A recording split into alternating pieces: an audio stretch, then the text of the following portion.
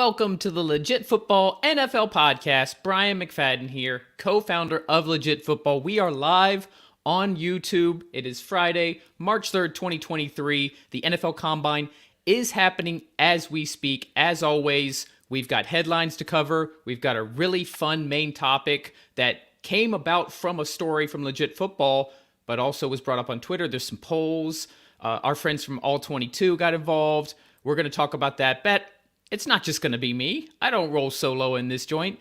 My man, my partner in prime, Kevin Phillip Fox, joining me as he does always. I know you're hyped. You're always hyped, Kevin, but how are you feeling on this Dude, Friday? I was just going to say, man, I barely even had any caffeine today. Usually I'm all jacked up by the time I get on this show, but this is my caffeine today. Just, getting the text for the docket, knowing what we're going to be talking about. That's my caffeine, knowing we're going to get to chop it up about football for a little bit. That's all the caffeine I need. I'm not sure I would want to see you with also having caffeine, and it might be a little bit. You know what? No, I do want to see that. Let's get 200% Kevin instead of 150% Kevin. It's gonna get weird. So I briefly teased our main topic today. Actually, came about from. We'll go ahead and say an article in Legit Football about a certain quarterback with the Giants and a certain running back with the Giants who are both due for paydays. Who do you keep? We're gonna dive into that, but first, as we always do, we're going to start with our legit headlines, Kevin. So let's just dive right into it. During the NFL Combine, we're going to talk about the number one overall pick. Chicago Bears are leaning towards trading that number one overall pick. The news comes from not only from Adam Schefter himself, who is reporting that multiple teams have approached the Bears about acquiring the pick. He revealed that 8 to 12 teams are looking, quote, to make a switch at quarterback this offseason. Couple things to dive into here. One, obviously, that would signal a commitment to Justin Fields, and would give Chicago who also has a war chest and cap spending at about $100 million, a lot of assets to play with, Kevin. So you can take this in whatever direction you want. Your thoughts on this? Absolutely. Well, I mean, I don't need to tell the listeners how much I love the quarterback carousel. It's one of my favorite parts of the NFL offseason. I stress that every week because it's so important right now. We're seeing the dominoes just get set up. Everybody's setting up you use the term war chest. Everybody's setting up their war boards, and the offseason is going to be a full out war to see who can improve their team the most. I think Chicago is making the correct decision by potentially trading the one. If they're not going to go with a stud defensive player or, like a crazy generational talent at some other position, somebody will so significantly overpay for that first overall pick that it's just smart asset management to turn like a golden tier asset, like a number one overall pick, into 5 blue chip prospects, 2 firsts, a first next year and a second, something crazy like that, so I think it's the right decision for Chicago. Brian, what do you think? Well, I first want to address, so there was some reports that, or questions in media, like, should they trade Fields? Should they keep that number one overall pick? We briefly addressed it on this show, Kevin. We didn't really dive into it, so I at least want to talk about it for a second here. Fields I think the reasoning behind this, he had an amazing season, specifically running the ball. He was maybe the only exciting thing about that Bears offense in 2022, but he is going into his third year. There's all of this talk about quarterbacks on their rookie contracts, right? Like, that's what you have to have. Well, 2 years have already gone from Fields. You only got 2 left, and then a third if you do the 5th-year option. If you can find the right quarterback with number one overall, that resets it. So now you're restarting this whole quarterback. But then you're overthinking it. And is there a quarterback in this draft that's even worth doing that for? We did mention in the Legit Football article that Todd McShay called Alabama quarterback Bryce Young, quote, a smaller version of Patrick Mahomes. Jeez. That's some high praise right there. I think player comps are always tough. And you and me, I'm glad that we're going to be breaking stuff down twice a week, because there's going to be a lot of those player comps that we're going to have to hump the brakes on. We got to remember that a lot of the times player comps just mean that they win in the same way. Like they use the same. And people need a basis of comparison. Just humans. Like, who does this remind you of? I mean, you see it on Twitter all the time. Like, okay, but who does he remind you of? Who am I supposed to compare him to? So it's only natural that you get these comps. It's very natural. But it does get a little out of hand because, then you start to think, well, if Bryce Young doesn't have 2 Super Bowls in his first 5 seasons, he's a failure. Or he's not Patrick Mahomes. Is what people go to. And the one that was super toxic for me, and this is just a comparison. This because people need something to compare it to. I was a huge fan of Ed Oliver's coming out of the draft, and everybody was like, "Oh, he's the next Aaron Donald. He's Aaron Donald potential." And like I knew he was never going to be Aaron Donald, but like people are like losing their minds that he's not better. And I'm like, what are you talking about? He's not supposed to be Aaron Donald. He is like Aaron Donald. So I think we're going to have to keep people's heads on straight during the draft season. So that's going to be a fun task. But as far as trading Fields over the number 1 overall pick, I don't think that because Fields has a season, maybe we'll say for lack of a better word, a half a season of proving that he can win at the NFL level. And I guess, again, win is a stretch because he didn't really win a lot, but he looked great. And I don't want fantasy football goggles to pollute my perception of Justin Fields. He did pass the eye test on the field. It wasn't just stat padding. He was making some incredible throws. He was keeping them competitive against significantly better teams. So, And we should remember that he was not known as a runner in college. He was an interesting prospect because he had a big arm, because it was that Ohio State offense, that whole question about quarterbacks in that system, sure. But he was really revered as a passer. And the fact that now we're seeing that he kind of has some Michael Vick Lamar almost a little bit to him in his run game. Yeah. All you need to do is see the college passing come together, and then you've got a guy that can be your franchise quarterback even beyond the rest of his rookie contract. Yeah, and it's tough because usually, we talk a lot about what's behind door number 1. It's tough because Bryce Mystery Young, box. Right? Bryce Young might be special, and that's the thing. That's the one caveat in this whole thing is like, if Bryce Young is special and Justin Fields is a slightly improved version of what we've seen, is that a big trade-off? Are you losing a lot in that process? Not if you're stacking the cupboard so that you can go get a quarterback next year. You know what I'm saying? Like, not if you continue to, I don't think anybody wants that, but if you keep stocking the cupboard, if you asset management, if you don't just give Fields more help now, and you don't even that's a have to big get a part of it. quarterback next year. You need weapons. I mean, they had one of the worst wide receiver groups in the NFL, one of the worst offensive lines in the NFL. David Montgomery is a free agent, so you kind of lose your top running back. You traded away Roquan Smith and Robert Quinn from that defense. You're right.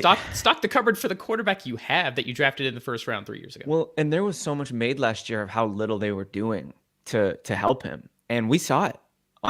Like that team, they got the first overall pick for a reason. That team was atrocious, but Fields somehow wasn't. Like, Fields looked really, really sharp at times. And in the first half of the season, people were thinking he was going to get benched. People were thinking he might be one of the worst first-round picks in a long time, and he turned it around. And I feel like something clicked for him midway through the season, and I want to see them build upon that if they can. And like I said, I think you're right for now. Stock the cupboard that he actually has, so that he actually, he can cook. Let Fields cook. But then, if worst case scenario, he just goes out there with a nice little compliment and just throws up all over himself, then boom, hopefully you're not so far behind that you can't just, get the assets to move up again next year, or you won't have to move up because you'll be bad You'll be again. right there. Yeah. Hopefully not. Yeah. Optimistically speaking, I think Fields. I would bet on Fields, me personally, if I was the Bears GM. And I think it helps Chicago that there are no slam dunk picks. We just talked about Todd McShay comparing Bryce Young to a smaller Patrick Mahomes, but he's not just a little bit smaller. Yeah. The last first round quarterback to get drafted that was under 200 pounds, do you know who it was? I actually don't. Jim McMahon. Jeez. Yeah. You remember him? That. He was the quarterback for the 1985 Chicago Bears. 1985 Chicago Bears. Last quarterback to get drafted in the first round, sub 200. The last quarterback we've seen with any significant NFL playtime under 200 was Seneca Wallace. He was not a first rounder, but he played a little bit with Seattle. That's what we're talking about here. This is not just a smaller guy. So I think as great as Young looks on tape, and he does, in my opinion, far and away looks like the best quarterback prospect. Definitely. And it's not even the height; it's the fact that he's such a small build.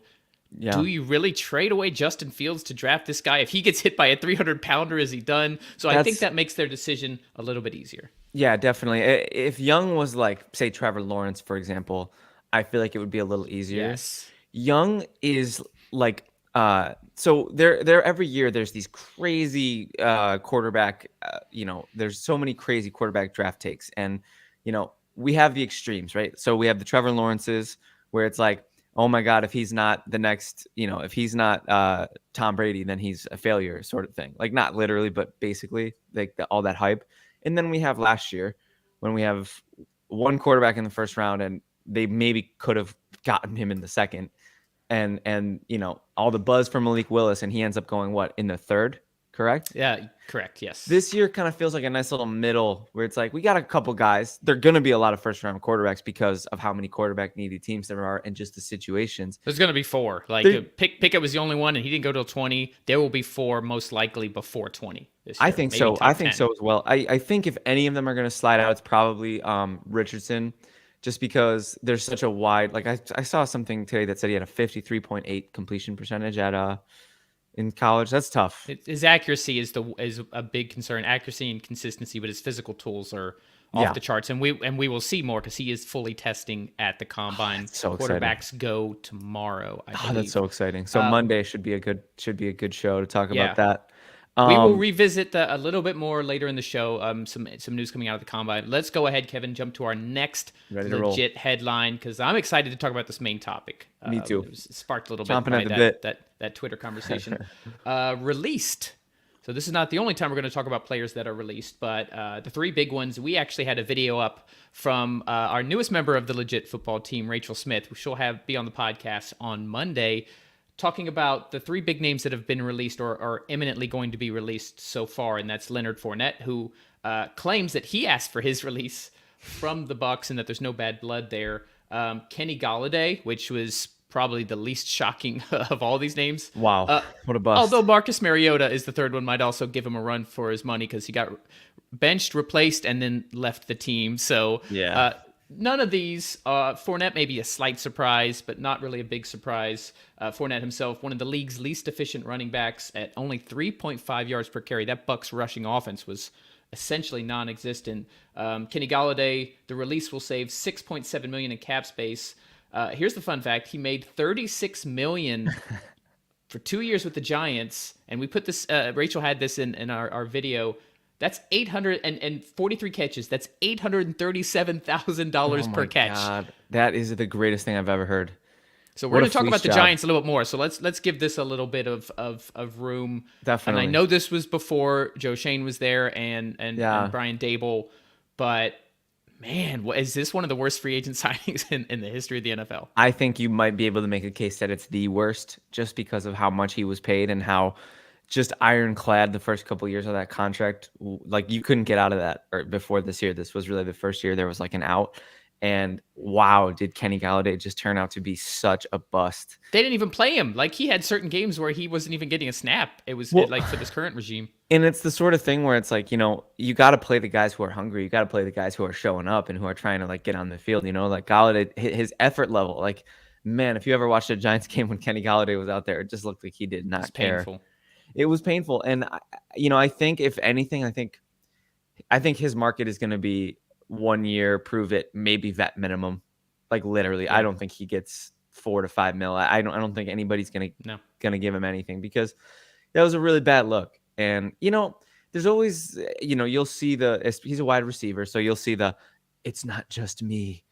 Wait till you hear it my side. Like you'll get the tweets and the whatever, but I don't know how you could fall off from how great he looked in Detroit. Like he was looking like he was the toast of that wide receiver class. Right. And now he's a joke, really. I mean, he didn't even underperform. He just didn't perform. You'd have to underperform would be a compliment.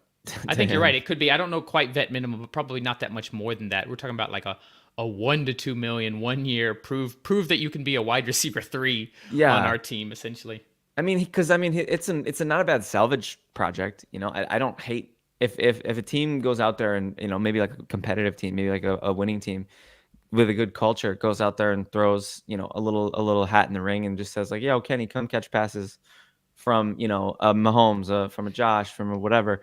We'll see. I mean, we'll see if he can turn his career around. I mean, it happens. It didn't happen. The example I go to, and it's maybe not fair because this one was more physical, but I look at like a Kelvin Benjamin type fall off, like just out of nowhere, just That was a all of shame too. So sudden. I went to Florida State, I liked and Kelvin Benjamin a lot. Benjamin was Yeah. great. Obviously caught the game-winning touchdown in the national championship from Jameis Winston. Yep. Showed Good. amazing promise Yeah. at Carolina, Looks and good then with Cam. just Fell off a bridge. Yeah. So hopefully we don't have that one of those situations on our hands with Golladay, but all signs right now are currently pointing to that. But we've seen crazier turnarounds. Let's Kenny, go out there and do your thing. So how about Leonard Fournette? This is a guy who was the number 4 overall pick at one point. He was supposed to be the future of the Jaguars, ends up coming on the Bucks. Playoff Lenny or Lombardi Lenny had a nice little run with the Bucks to help them win a Super Bowl. We mentioned how he was not effective at all last year, but really that whole Bucks running game wasn't.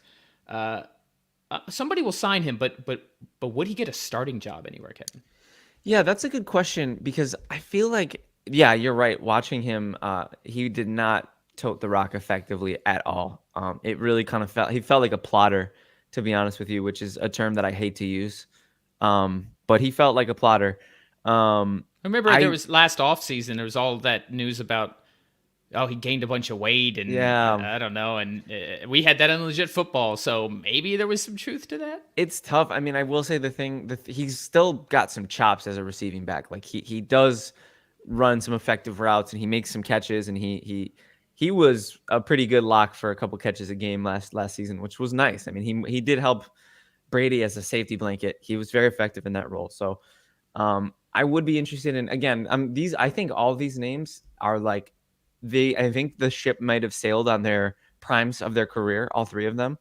But if they can go in and take a secondary role, or I mean, obviously for Mariota, we're looking at backup, which He's got to be. Yeah, I think he's done starting at this point. We can get to, but for Fournette, yeah, if you could make him the change of pace back, like he's kind of always been the goal line guy, short yardage, short yardage.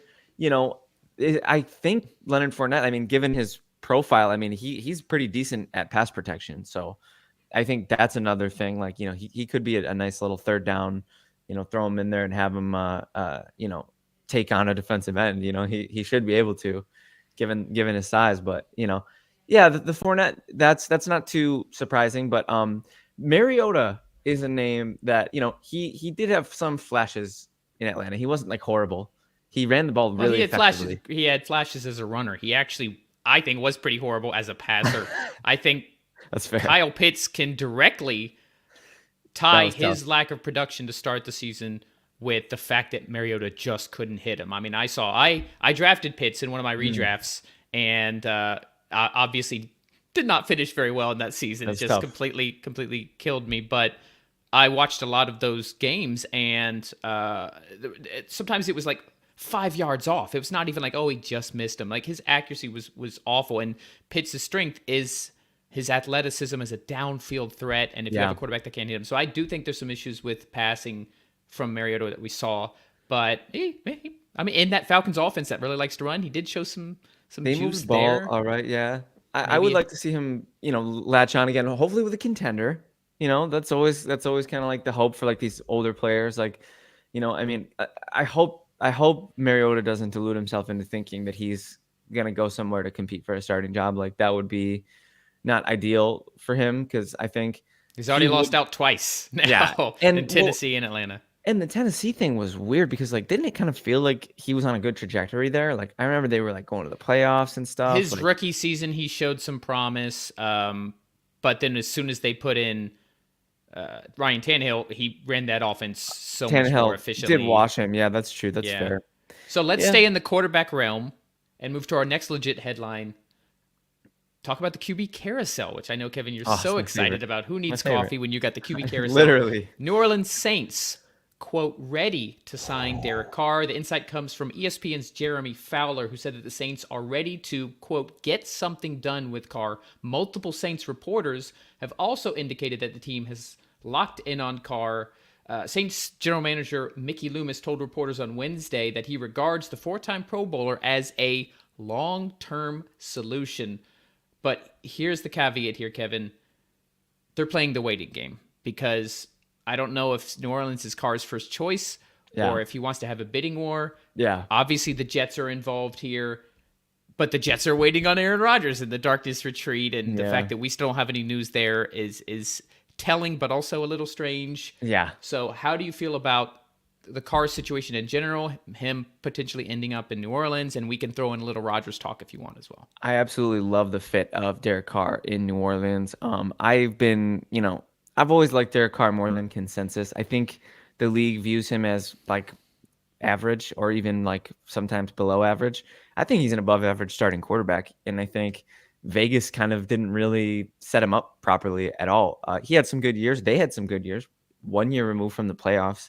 Carr's always been statistically pretty great. I'm sure he's made Pro Bowls. I would love to see him go to New Orleans. How about you, Brian? Do you like that fit?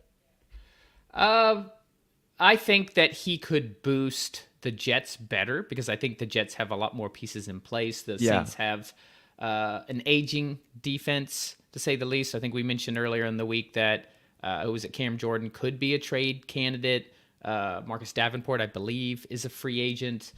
And then you do have some weapons on the side of the ball. Alvin Kamara, that's to be determined what his legal status is going to be going forward. Right. But you hit on Chris Olave, right? Michael Thomas, I think we can assume is probably going to be a cap casualty, and we'll move on to a different team. Yeah. Who is the fast? I'm trying to look up that other receiver. Rashid Shaheed? Rashid Shaheed, yeah. So you've got some free agent. Love him. Some young rookies. So you've got some weapons. Taysom Hill is a fun little thing to play with, but I don't think Carr elevates the Saints. I don't think. I mean, he's better than what they had. He's better than Winston. He's better than Andy Dalton. But I've always been a believer that Carr can be a top 12 quarterback, maybe even top 10, but only if everything around him really makes sense. And I don't think the Saints have enough. Whereas the Jets, they've got the pieces. They're really just missing a quarterback for the most part. So if they don't go for Rodgers, if I'm Carr, that seems a little more appealing to me. Now, let me tee this one up for you because this is something I've been thinking about a lot, Brian. And I have my take locked and loaded, but I would love to know your thoughts. Now, if you're the Jets, it kind of seems like everybody's courting Rodgers like he's the belle of the ball. It kind of seems like he's the prized possession. He's the one to win. If you're the Jets, is your priority list go Rodgers, Carr in that order? I would say so. Yeah, it's a short-term plan, but how are you going to choose Derek Carr over four-time MVP Aaron Rodgers? I don't care that he's 39 years old. This is a Jets team that was 7-4 at one point. They were on their way to a playoff, which is something the Jets haven't done much over the past 20 years. And it's always been the quarterback position that's haunted the Jets for the most part. They could have the running back of their future in Breece Hall. They've got Garrett Wilson. They've got studs along the offensive line, Elijah Vera Tucker. They probably need another tackle there. They've got a top 5 defense with the defensive rookie of the year, right? Unbelievable defense. You've got everything in place. Yeah. And the Jets have been struggling so long to truly compete. Why wouldn't you go for Rodgers, even if you only get him for a year or two, knowing that if you really were a quarterback away, that's the guy, and maybe he retires or drops off in a year or two, but maybe that gets you on a Super Bowl run. And I think the Jets are at this point. Robert Saleh, now there's a little bit of heat potentially. Even Joe Douglas is GM. I think they want to win sooner rather than later. And while Carr might be a better long-term goal, with the way the Jets are set up, if I'm New York, I want to try to at least have a run at a Super Bowl in the next year or two to secure my job as GM or a head coach and give the fans something to actually cheer about. Yeah, I can't argue with anything you said. I think those are very fundamentally sound points. I will say for me personally, I think, I don't see how you can not 1A Rodgers just because he's Rodgers. He's future Hall of Famer. He's an all-time great, but my goodness, Brian, if you have a shot of 4 years of good play or 1 year of great play, that's such a tough trade-off. knowing what Mike White was able to do in that offense, knowing what Mike White was able to do when he started, and seeing Zach Wilson be 7-4, Derek Carr is so much better than those guys, in my opinion. Right. Okay, but maybe that gets you to 9 or 10-7, 10 wins. 11-6. Rodgers has the potential to get you to 13-4 and gets you to the 1 or 2 seed, which is a much better path to the playoffs. And here's the thing. I think it's franchise dependent. These Jets fans have had nothing to get excited about. They went to the AFC Championship game with what, Mark Sanchez and Rex Ryan, but that was I think fun. Those teams were overachieving. 100%. They haven't had any. They certainly haven't had the success that the Bills have had recently. Right. None of us in the AFC East have had the success that the Patriots had for 20 years. The Dolphins and the Jets are kind of in similar boats in that these fan bases have been deprived of actual, like, true success. Not skimping into the playoffs, but like competing for titles. I agree. So I think the Jets organization would be very much okay with going for 1 year, chasing it all, hope maybe you get it 2 years, and even if they make it the AFC Championship game, like, that fan base just hasn't had anything like that. So I think the fan base would say, just give me 1 year of that, rather than 4 years of like, we're making the playoffs, but we're losing in the wild card or divisional round. Yeah, you know what? I can dig that. Like I said, I do think it's a 1A, 1B situation. I think Carr is a damn good consolation prize. I'll say that. To whoever doesn't win the Rodgers sweepstakes, because I like Derek Carr a lot. I think here's a fun question, just for a bit of chaos. Like, what if they wait on Rodgers? And who knows? By the way, why hasn't he told us what he's doing yet? Yeah, he's come out of the darkness. I don't want to talk about that now. No. We will discuss. If he hasn't made a decision by next Friday, we'll make that the main topic. If Rodgers is not either retired or on a team a week from today, because that'll be March 10th, so free agency will be like 5 days away, we'll make that the main topic. But what if he waits long and the Jets continue to wait, and then Carr's like, well, I don't feel like waiting, let me sign with the Saints, and then Rodgers retires, and then what are the Jets left with Jimmy G? They're not going to roll up. Mike White's a free agent. They're not going to roll with Zach Wilson. Like, I just think that would be funny. I hate to say that, because I would like to see the Jets. Honestly, as crazy as the Dolphins, I'd like to see the Jets not. I feel for them as a Dolphins fan who's been through the same. But what if that happens? What if Rodgers takes too long just to retire? Carr decides he doesn't want to wait, and the Saints are clearly courting him. Wow. I'm really trying to think right now, and I honestly think their best move is to take a haul and try to go get a first-round guy. I really do. I don't know that they have that. Because they've got all the other pieces, and I don't think that any of these quarterbacks, they're rookies. None of them, unless Bryce Young does pan out regardless of his size, none of these guys. Richardson's a project. Will Levis is probably even a little bit of a project. Oh, definitely. Stroud is interesting in the right offense. But he's going to be top 3 probably. Correct. So then you have to get top 2 to 3 to even have a shot at him. That's probably not a haul they're willing to part with at this point. Correct. So then you have to go veteran. You have to try to re-sign Mike White.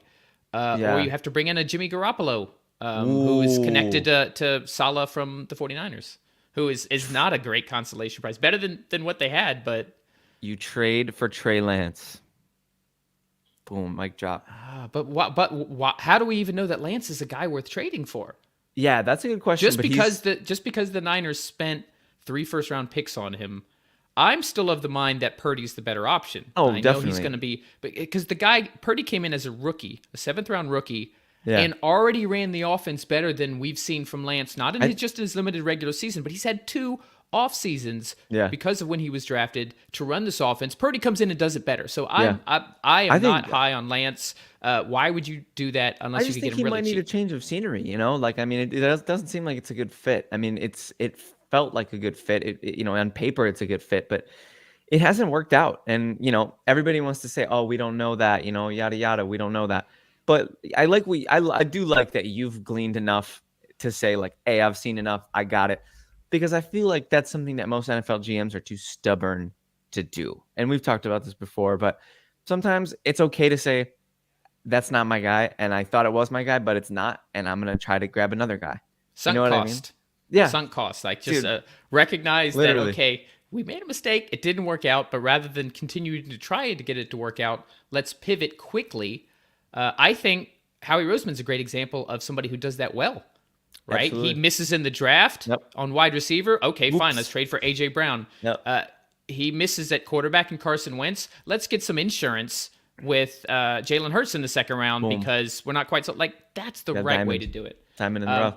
Let's go ahead and quickly touch on some combine news that's coming out, and then we'll get to our main topic. Definitely. So 40 times are happening. There we Georgia defensive end linebacker, we'll say edge rusher, Nolan Smith ran the 40 and 4.39 edge rusher.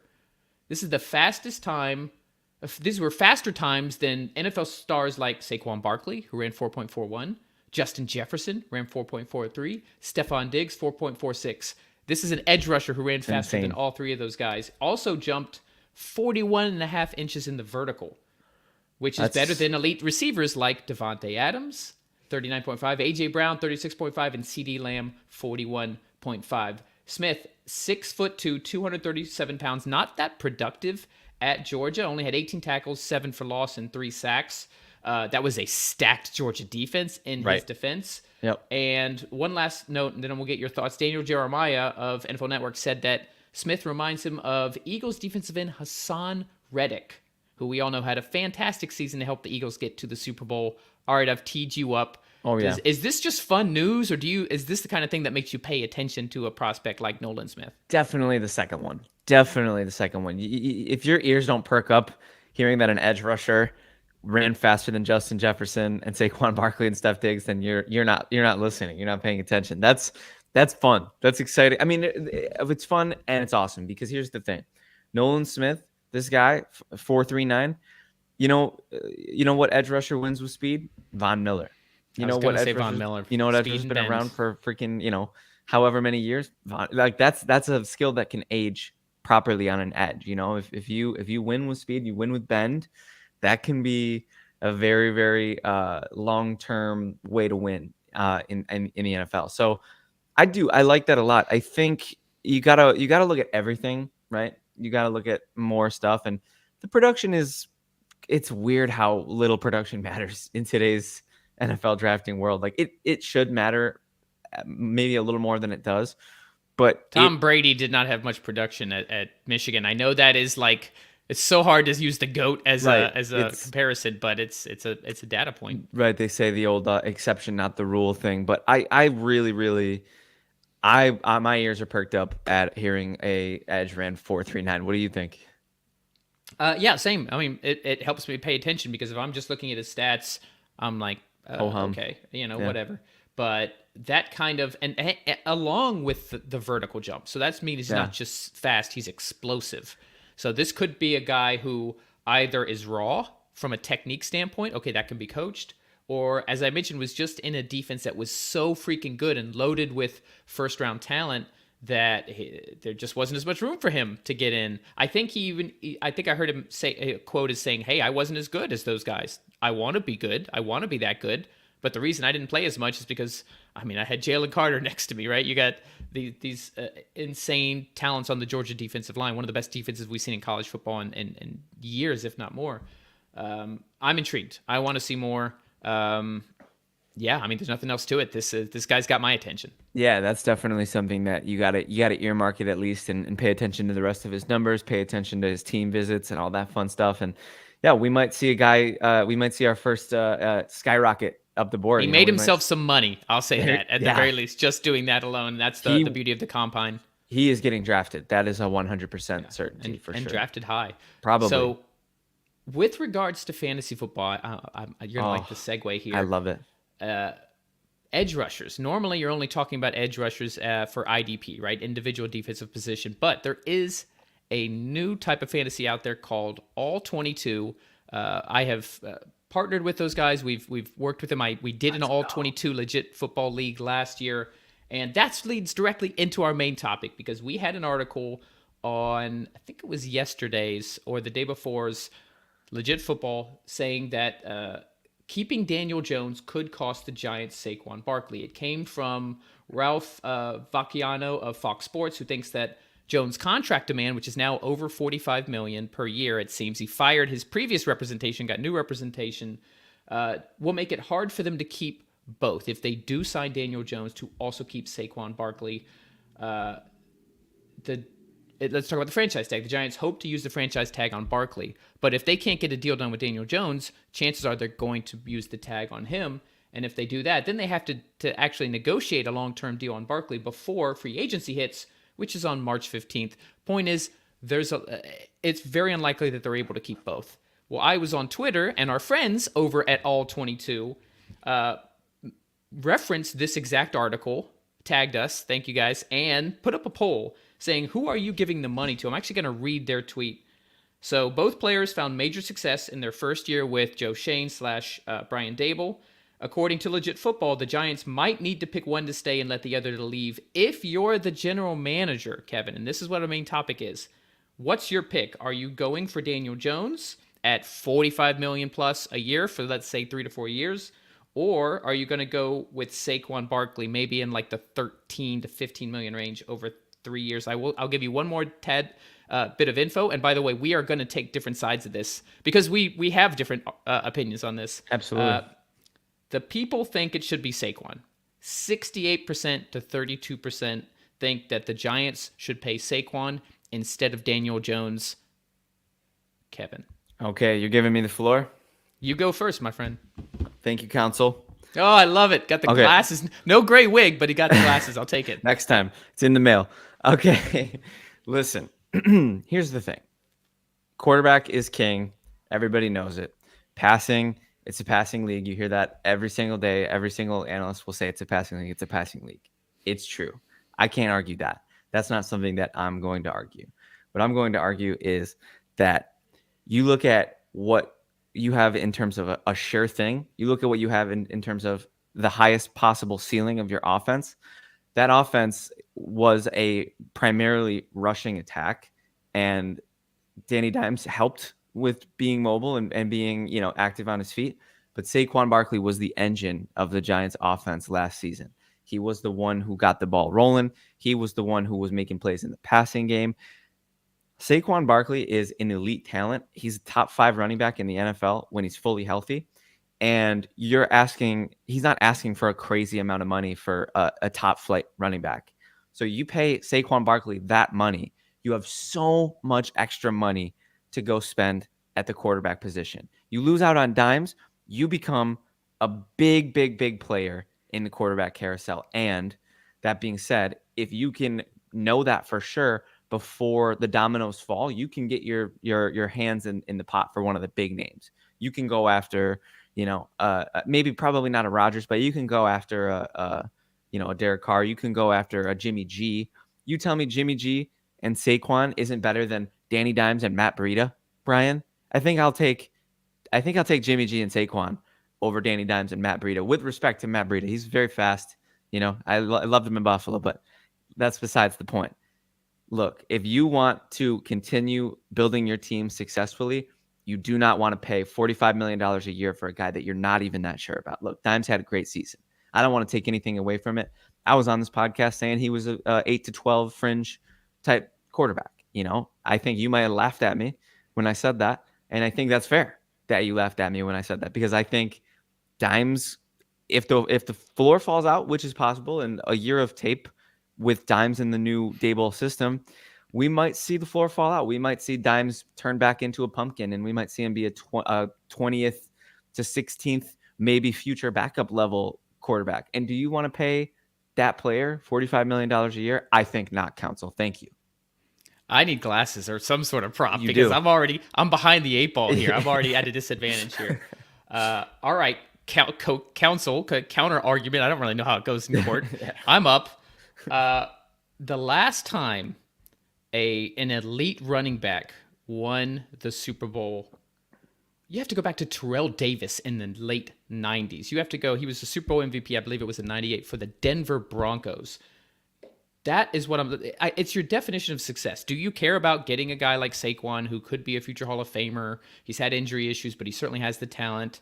But if you're always just going to be like a first round exit type of team, do you define that as success? If you're the Giants, fine.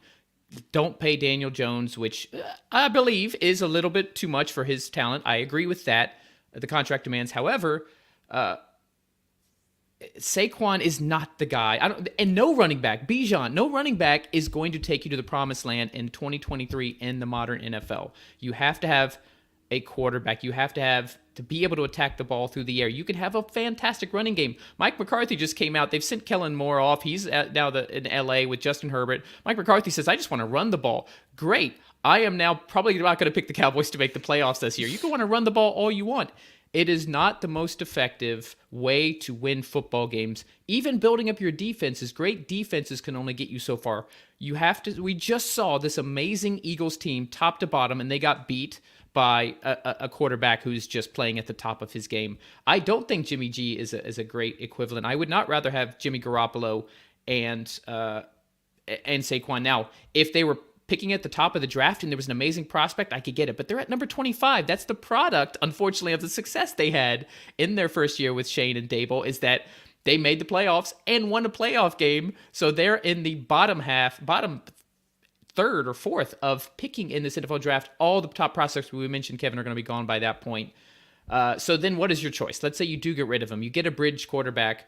You basically have to hope to completely suck and get one of the top quarterbacks coming out next year, your Caleb Williams, your Drake May. I don't know that that's a great prospect, especially because of how well the Giants did this season. If they were in a struggling year, yes, I don't think they should sign. But the fact that they got the most out of Daniel Jones, he really played well towards the end of the season, leading into the first round playoff game against the Vikings. Saquon, as great as he is, I get that he's the engine. He is not going to lead you to the promised land. You have to pay the quarterback. I think the Ravens should be listening to me on this, and they should be paying Lamar. It's just one of those situations that, do I think Saquon's a more talented football player than Daniel Jones? It's not even close. It's not even close. Saquon is a generational running back. If he can stay healthy, he could have a Hall of Fame career. But it doesn't matter if you want to win the Super Bowl, which in my opinion is the whole reason we do this. If you're building an NFL team, you should want to win a Super Bowl. You're more likely to do that with a really good quarterback. And I don't say Daniel Jones is great, but you're more likely to do that than a really good quarterback than to get a guy like Jimmy Garoppolo, who might be a top 20 QB, but he does not lift your team. Daniel Jones at least has the skill set that when he's at his best, if Dable can continue to develop him, the ceiling is higher for your team than if you have Saquon. So am I the defense? Am I the prosecution? I don't know. We rest our case. I like the props. We got to start adding more props. I've told our producer, Anthony Wayner, we got to add some sound effects here. Armand, our regular viewer, is in the chat now. So I don't know if you heard our argument, Armand. What up, I know Armand? that you're a Jets fan, so you at least have New York ties. Who do you think we got right, or who would you pick to sign if you could only pay Saquon or Daniel Jones? Who would you pick? For what it's worth, Armand says that the Giants should trade up for a QB if they move on from Dimes. He could see them trading up for Richardson. And if he was the GM for the Giants, he would let them both walk and reset both. Can't say that I agree with you there. I will say I think that I can't say that I agree with you there, Armand. I just, at least quads is just generational. I mean, I wouldn't let him walk for what he's asking for. But in a perfect world, you keep both. I mean, look. On that note, so let's hear from the GM himself. Joe Shane said that we're trying to work through it. Quote, We'd like to have them both back, but sometimes it doesn't work out. To me, that means hey, we got to pay the quarterback. And as we'd love to work out something with Saquon knows he'll get more on the open market. If they don't have the tag to use on him, I think it goes. So it's not even my argument on what I would do. I think that's what the Giants will do. I think they'll end up paying him. They'll pay Daniel Jones, and I think that they won't be able to get something done with Saquon in time, and he'll go to free agency. Now that the cases are rested and the jury is deliberating, I will just say gavel or something. If it's me, Brian, I'm probably doing the same thing. I mean, I like arguing for the quads thing because I think that's I don't know if I would do that personally, but I do love like I said, quarterback is king. It's so hard to think in a world without a quarterback. And Dimes, I mean, if you're, I was slightly disparaging for the sake of the argument, but if you're projecting, if he continues to grow, if he goes on the Daboll plan of quarterback growth, then it's like a diet. Try the Daboll plan today. It worked for Josh Allen. It can work for your team too. We got a top 5 potential quarterback. So, I mean, obviously, if the trajectory is the same, that's maybe a lot for Dimes. Maybe a top 10. Maybe he can if he levels out, even if he just does every year what he did this year and the defense gets better and the weapons improve. He was throwing the ball to undrafted people. He was throwing the ball to 7th-round picks. Like, I'm so sorry. Like, not to I've banged the drum for the Giants. I called them the ragtag bunch of misfit toys, and that's what they were to me. But that being said, they were effective. Isaiah Hodgins looks like a player. He looks like a great big slot, and I absolutely love Richie James. So yeah, give him some real weapons. And I mean, it does suck they'll be losing Saquon. That does hurt. He was huge, but it'll be interesting to see what the Giants can do with an offseason of real competent coaching and GMing. That'll be fun.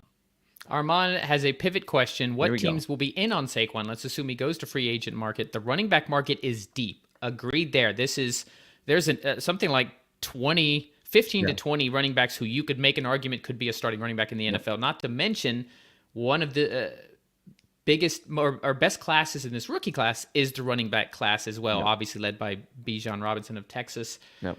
So what teams would be in on him? What teams would be in on Saquon, Kevin? I think I'm going to let you take this one first because I have an answer, but I think I don't want to take yours if it's the same. I hadn't even thought of it. Armand just posed the question, but let's see if I can put it. Yeah, do you have it? If you have one in mind, go for it. I've heard Saquon to Buffalo buzz for a while, and there was trade rumors for a while, and if you let Devin Singletary walk and you give the $6 million you would have given him to Saquon and you have him and Baby Cook, I don't know, man. I think you can do a lot worse. What is their cap space like? You're going to know that as a Buffalo So I'll tell guy. you what, they're in cap hell at the moment, but Brandon Beane is a genius, and every single big contract he has a lever or a pulley that allows him to create cap space. And the smarter minds than mine, I'll give credit to Greg Thompson of Cover One. He's my favorite Buffalo Bills cap follow. That's how deep in the weeds I am.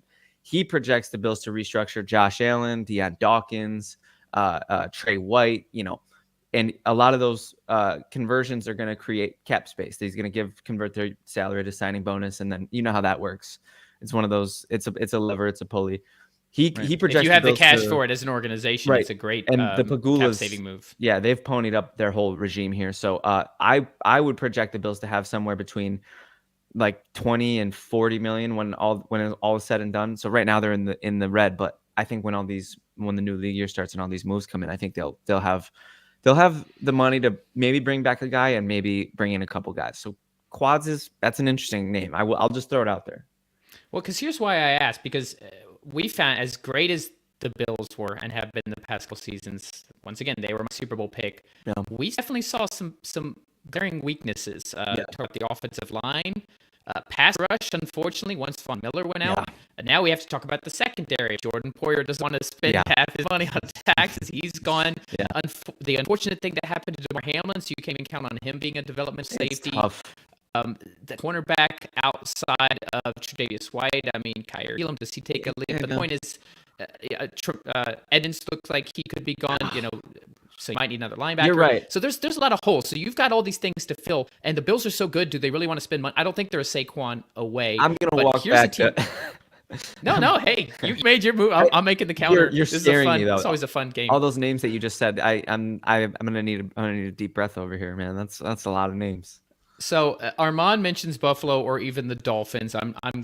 We'll talk Miami briefly, but first I thought about Chicago. We're talking about Justin Fields. The Bears are gonna load up. They've got the cap space. Yeah, they've got the cap space more than anyone. That's not an issue. Montgomery, free agent, is gone. If you're going to build this offense, let's say they at least somewhat model it after what the Ravens did with Lamar at his peak and say, Justin, we want to get you to be a better passer, but while that happens, we are going to lean on you to use your legs. Let's add a premier, like true elite running back, because Montgomery's fine, but nobody's putting David Montgomery in the same conversation as Saquon Barkley. You add some wide receiver talent in the draft, you improve that offensive line in free agency. Yeah. Oh, that could be a fun offense to watch if you've got some read options, and they start to stack the box if Fields makes a jump as a passer. I could see that exciting quickly. Before you give your thoughts on that, want to address the Dolphins? You don't need. So the McDaniel offense is the Shanahan offense. We did see the benefit that Christian McCaffrey gave by going into that Shanahan offense. So my first instinct is like, we don't need a superstar running back. But then why not we draft a guy? Like if I'm the Dolphins, I would rather take a rookie. That scheme is set up to really reward running backs who are able to have a quick cut and a lot of speed. So I would want to see them draft a guy, and I just like the idea of Saquon, and I could see Saquon with the C on his helmet. I like him in Chicago. I like that too. I thought that was a really good call. As far as the Dolphins, that's a good point. They don't need to spend big on a running back because Mostert and Jeff Wilson made work of that offense. Like they were the guys in that offense when Tua was out and they weren't able to pass the ball around. Wow. Okay, Phoenix. Way to change. Obviously I'm gonna let you address this one. Make sure to read it for those listening. I think the same. Okay, we got Phoenix in the chat says, "Are the Bills getting Josh Jacobs?" Now, okay, I'm a huge Josh Jacobs fan. I love his running style. I've always liked him. I was surprised at how little he was utilized in Vegas until this past season. I felt like he finally got his proper usage, and we saw what happened. He was the RB1. He was, the rushing. We got the rushing title and everything. So I think the same points for quads can be made for Jacobs in a Bills uniform. I would love it, and I'm going to bang the drum for an upgrade at running back when Singletary walks. There's a lot of people, and I'll just say this because I'm tapped into Bill's Twitter. I'm tapped into what the Mafia has to say. There's a lot of talk of Baby Cook getting run as the RB1, which I don't hate. They're saying a lot of things they like about fun fact, by the way, and I didn't know this, and I know it's made its rounds on Twitter, but Dalvin Cook, his middle name is James. Oh, I saw that. And James Cook's middle name is Dalvin. Their parents are evil. Had to mention that. Continue with your Bills analysis. Uncool. The Cooks. That was not cool. But maybe it is. Maybe they brothers love it. I don't know. Yeah, maybe it's surely a bonding thing. All the teasing in school. No, I'm just kidding. But yeah, no, we got the same exact cases to be made for Jacobs to be a Bill as quads. I mean, he would help the offense tremendously, and you have a thunder and lightning situation with Baby Cook because Jacobs and quads are both kind of more on the, I would say, power back side of the spectrum than the scat back side of the spectrum. So I absolutely love the 2-pack of great running backs that are being rumored to Buffalo. Brian kind of brought me back down to earth when he brought up the O-line and the defensive pieces that they need to bring back. Buffalo has some nice draft capital, so I wouldn't be surprised if they went to the draft to try to build that stuff back up. But I will say really quick, Brian, Jeff Wilson is a free agent. He says in the chat, I think maybe what I would like to see him go back to Miami because he is a stud and he works well in the McDaniel offense. I think maybe the point I was trying to make more so was that like he's not a quads level talent, but you see him having unbelievable success in a Mike McDaniel system. So, but in Buffalo, what about you could get a guy like Jeff Wilson? You could get a guy like Leonard Fournette, make Cook your primary, and just have a bruiser to relieve him. I actually think Jacobs will stay with the Raiders. I think at the very least they will franchise tag him. I think that's the plan there. They don't really have anyone else to tag. They've said that they're not going to spend big on a quarterback. I know we're seeing news. Pro Football Talk put out today that the Raiders are the betting favorite to get Rodgers, which I don't see happening. So I do think Jacobs stays in Vegas. He had his best year there. McDaniels would want to keep him. The Bills could get a cheaper veteran and make Cook their primary. I like that. Forward. Definitely. Yeah, there it is. That's the way the cookie crumbles right there. We kind of just broke down, all these different, we went down all these different alleyways and we kind of brought them all back home. Now, if you had the steam for one more, I do want to touch on one more thing. Of course. Perfect. I always have the steam. We got some people in the chat. I was going to say the chat's getting hot, so you guys can chime in too. Armand Phoenix, please. This is one that this is inspired by our headline here. Positional value for team building. Okay. Now we talked a lot of specifics about this specific philosophy, right? Now let's peel back the curtain a little bit behind. We should have made the headline Saquon versus Dimes because we haven't, and maybe we're going to pivot now, but positional value, we really just talked about one situation. I was going to say it was very specific, but I'm kind of inspired by the words that I'm reading here. And so shout out to the wordsmith who put them there. If that's you, Anthony, then appreciate you as always. I mean, I told him what to put, but then credits back to Brian. No. There we go. Give it to me. There you go. Positional value for team building. So I've been tapped into NFL Twitter for a long time now. This is my first year really making the leap into the analysis side of it. And I'm excited to kind of put my 2 cents on this because I obviously you can't make any sort of a case for any position other than quarterback being king, and that's what we talked about in the argument, and that's quick. I'm gonna put one more thing in. We mentioned all 22 a few times. They actually wait because it's so all 22. For those that don't know, I mentioned I was during it. We haven't mentioned it since the season. You have a 53-man roster. You draft every single position. They use PFF grades for scoring, and they weight it. So the quarterback score is worth more than the running back score. Left tackle is the second most, or edge is the second most important than left tackle, wide receiver. So they literally use positional value for. Yes, it is. You're a GM. So cool. You're a true GM. And that's a fantasy format. Hold up, real quick, because I want you to keep going. But oh my God, Phoenix who is Phoenix? Is this like an Anthony Weiner plant? Because that Aaron Donald to the Lions. Anthony's burner account.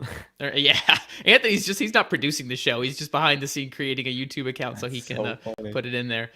Yeah, I'm sorry, Kevin. Go ahead with positional value. Oh yeah, so that sounds really cool. That's a fantasy format. Anthony comes in with I don't even want him. Why would you not want Aaron Donald? Yeah, you're hating. He's one of the greatest players of all time. So that sounds like a really fun format. If that's a real thing, then I want in. I mean, please, first and foremost. We'll talk. It is a real thing, and it was glorious. That sounds unbelievable. Second, back to positional value. So I think it comes down to the ultimate tale as old as time question. Where does the running back slot in the value? And so many people are saying these days that not only is drafting a running back in the first round not advisable, but it's downright irresponsible, is what a lot of people will say, based upon asset allocation and asset management, because then you're losing the 5th-year option on a wedge or on a receiver, and then you can't yada yada. And there's a lot to it.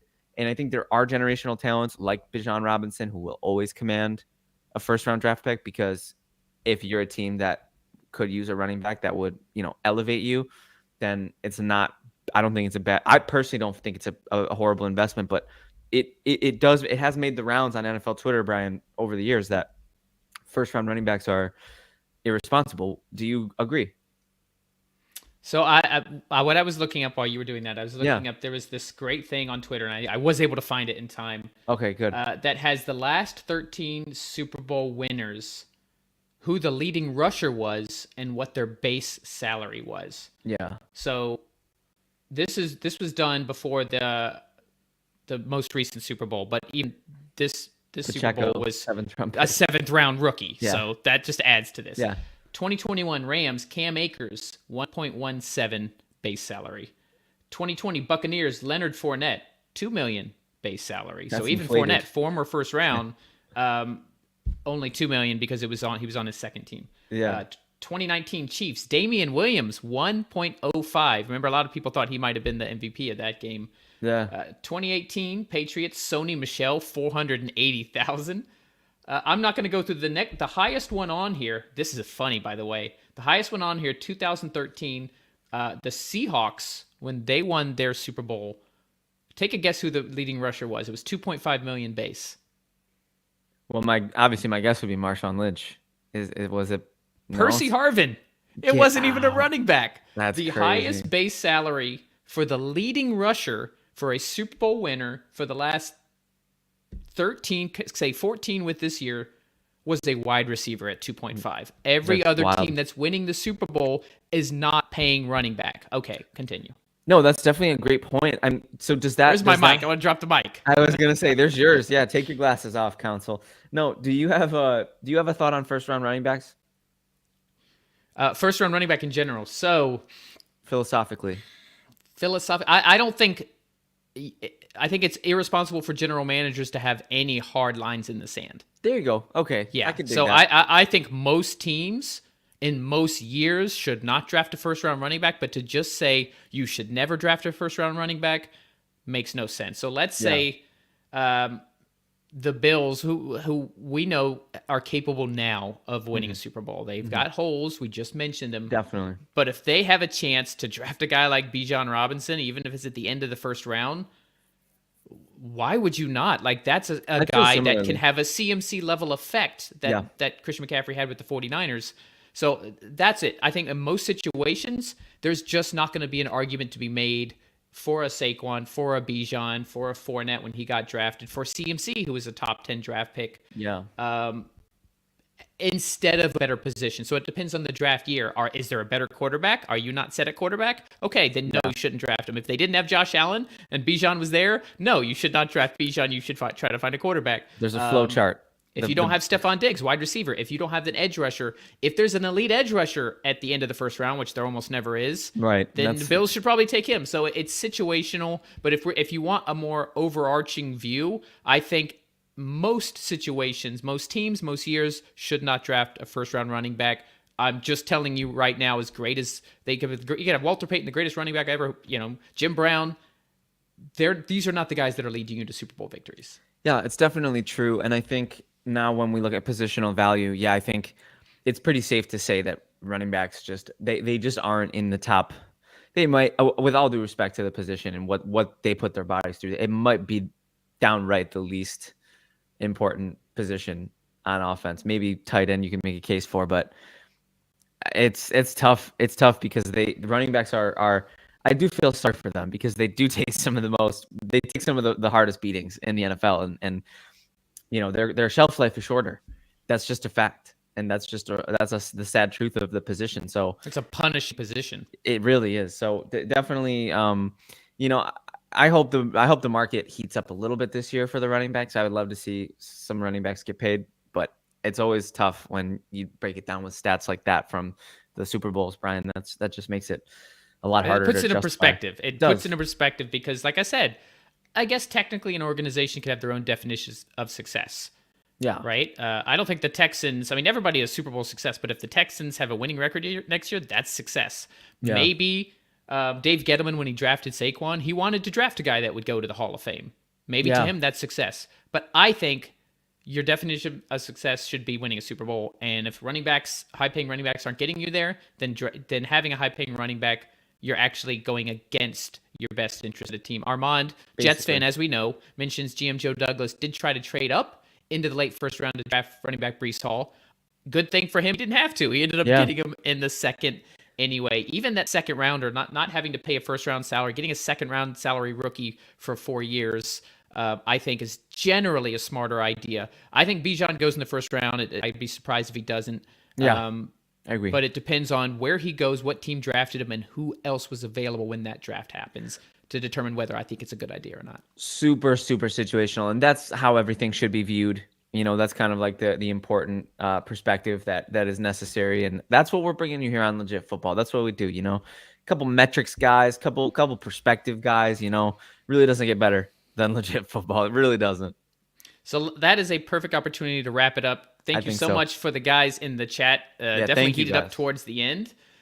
We have a very interesting show on Monday. We haven't picked a main topic or anything, but we've got the Combine coming over the weekend, so I'm sure it'll have to do with that.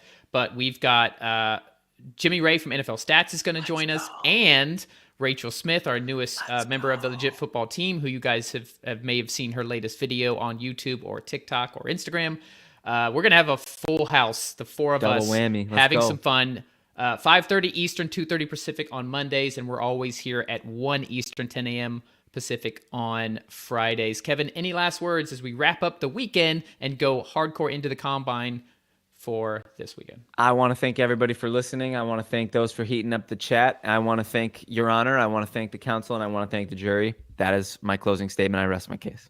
I love it. He's so much more prepared on the glasses come back in. That means he automatically wins the argument. Thanks again, everybody listening and watching. If you're here for the first time by some chance, don't forget to like the video and subscribe. Give us some things in the chat and the comments about what you like, what you didn't like. If you have ideas for main topics, if you have ideas, things you want us to discuss on this show, we will pivot. Clearly, we pivot in the moment. So come to the chat. Email me at brian@legitfootball.com. Or just mention a comment on the video itself about what you'd like to hear us talking about. Thanks, Kevin. As always, Anthony Weiner, our producer behind the scenes. This has been Legit Football. We will see you next week. Take care.